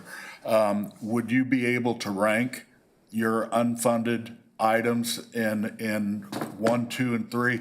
I used to make it just became an automatic thing that we did with departments that I was used to doing in budgeting, because again, it just gave us that better understanding of urgency and need. So thank you for that question. And respectfully, I'll give credit to my executive leadership team. They're the ones, when we were building out our resource requests, ranked these. And they are the ones that went forward for budget consideration. The first one in that order of ranking was the emergency management specialist. The second one was the 4th impact ambulance. And I believe the 3rd was the vehicle reserve fund. Thank you. Commissioner Hanson. Thank you.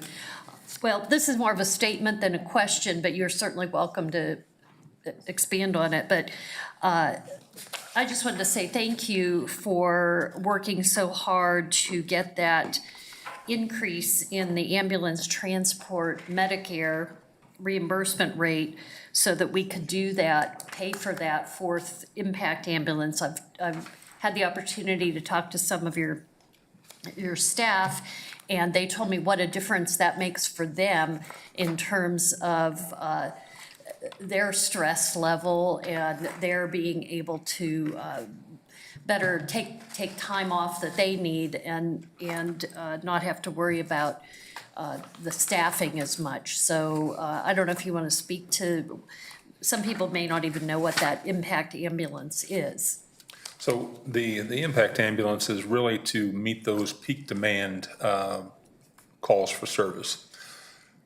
Up until April 11th, we had 3 ambulances that were working 8 hours a day, 40 hours a week, excluding the holidays. With the funds that the BOCC approved last fall, we were able to expand that. We hired staff in January. They went through their academy and their requisite training. And on April 12th, we turned on the 12-hour impact trucks. So that is taking some workload off. It is helping to increase response time performance. Unfortunately, we don't have any trend data to report yet. It's still so early, but I think we're going to be pleasantly surprised if we look 3 or 6 months down the road what that has done. Well, thank you. Thank you, Mr. Chair. Chief, a couple of questions that want to build on Commissioner Hanslick's statement question. The discussion we've had in the last several months is that there appeared to be some Medicare funds that we could leverage to help with staffing. With what we've done so far and what's proposed in the budget, have we met that leverage point in available funds, or is there additional opportunities that we could consider? So in January, we increased our rates to 2 times the Medicare allowable rate. We're starting to see those reimbursements roll in. It generally takes about 90 to 120 days for us to realize that. There was still a gap, though. There was still a gap. Okay.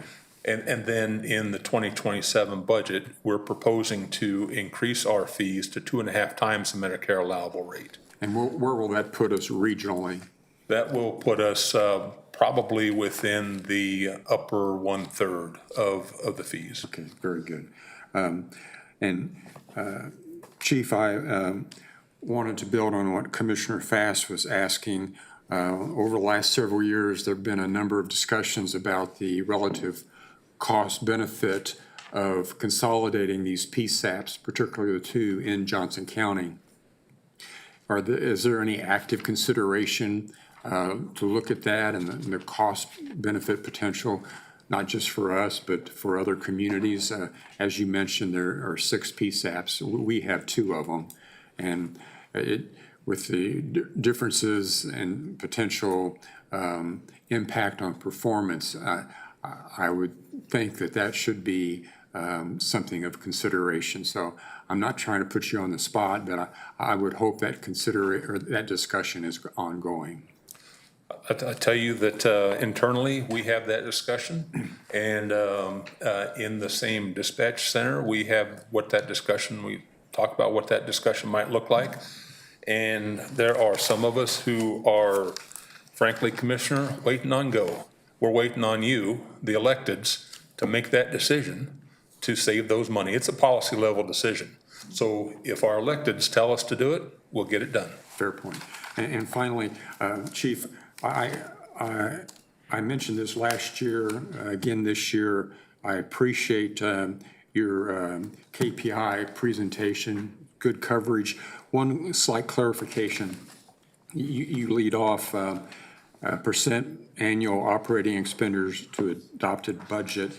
So is the goal 100% or something less than that to try to demonstrate cost efficiency? So we target at, we want to make sure that we are expending the funds appropriately. Correct. But we don't necessarily need to, try to expend the whole budget just because we've got funds to do that. We want to make sure that we're spending those appropriately. We don't want to cast money aside, because if I'm telling you that I need it and we're taking steps to not spend it, then we must not have needed that much.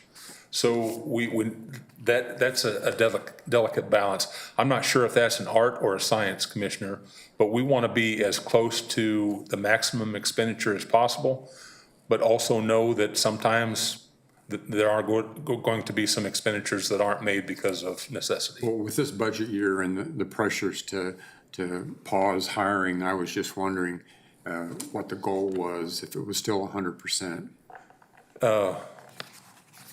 We've got very few of those positions that are non-exempt. Fair point. Yeah. Thank you, Chair. Just a couple questions for you. With the fee increase, and you shared, we've done one, and now you're looking to do a second one, is that correct? Yes.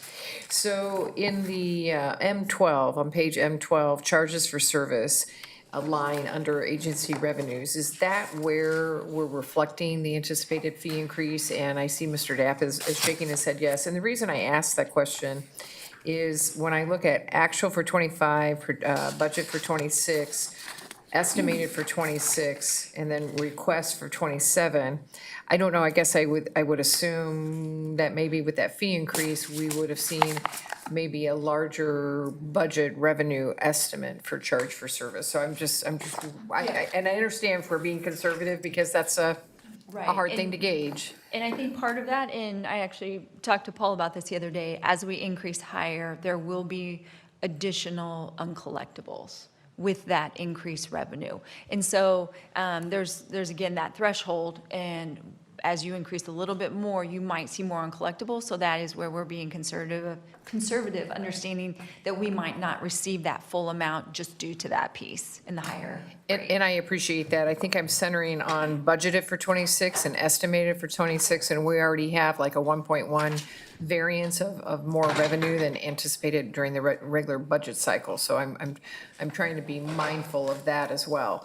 In other words, budget from 26 to budget for 27 is a good jump, but estimated 26 to budget 27 is a more modest differential.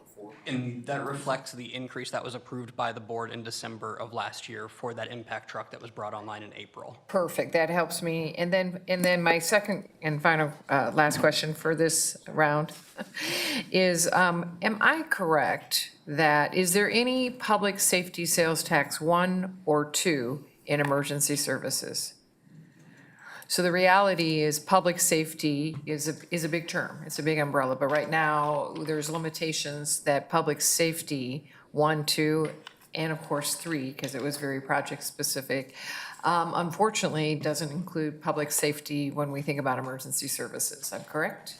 Yes, but part of that was due, Public Safety 2, that was a very specific sales tax for projects and for those departments that had those projects within them. Okay. So that is why we have dedicated it to those departments. Public Safety 1, it is more broad as far as where that goes, but again, due to the size of the sheriff's budget and corrections, the majority of that goes, well, all of it goes to them because, again, it covers, even with that, there's still a significant amount of property tax for those. Okay, I guess for me, I'm just underscoring the limitation of public safety sales taxes when we come to some of our services that clearly fall into public safety. Thank you.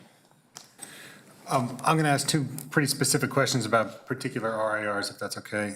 The number 1 RIR that you had asked for was emergency management specialist. Given the increase in need for things like Notify Joco, Web EOC, outdoor warning system, continuity of operational planning platforms, and the emergency operations center generally. I think, would you agree that's fair to say with some of the changes at the federal level that there's now an increased demand here locally for some of this emergency management planning and operation that's impacting the ability to continue to have county preparedness a core responsibility exercised by emergency management staff? We believe there is. Okay. And really what you're asking for in this position, based on the active and growing number of county departments, planning agencies, and users, that just the scale of that need to coordinate these systems is what this emergency management specialist would do? Yes. Okay. And then your request regarding an emergency management training specialist. This training obviously is something that a lot of different departments utilize, and I think we had an audit regarding fire management services, as an example. I mean, these trainings help coordinate emergency management throughout various departments. Is that fair to say? Yes. Okay. And if we don't have the ability to have this training internally, is it outsourced? It's not outsourced, it's absorbed by other staff or in partnership with other programs, for instance, Kansas Division of Emergency Management or the Kansas Emergency Management Association. Okay. And so as we move forward, the request regarding the training specialist would help better facilitate these emergency management functions in training, not having to rely on external agencies if available to be able to make sure that this training takes place for not only EMS, but for other departments within Johnson County? Well, for emergency management, not EMS specifically. Okay. For emergency management. No, I appreciate that clarification. Thank you. I think particularly with the emergency management specialist, that's a conversation that I'd like us to continue to have, particularly as we think about the changes in partnership with other levels of government and just the need with, I think we've seen it this spring, the increased periods of extreme weather within our community and the need to keep our community safe. I'd sure want us to continue to prioritize that. So I'm going to hope for some continued conversation on that. But Chief, I'm not seeing further questions at this time. Thank you very much. Appreciate your presentation. Appreciate all that you and your department does. Thank you. It's up to the commissioners if you would like to break for lunch now or come back. I know we have TTV. However, they have the ability to move to the afternoon if you wanted to take a short break or push through. Yeah. I think we're going to take a break at this point. Do we want to take the lunch break now? If we're going to already be taking the break? Okay, I think that's at least a general consensus there. It's 12:30, give or take, say 1:15? 1:15. All right, thank you all very much. We'll be in recess.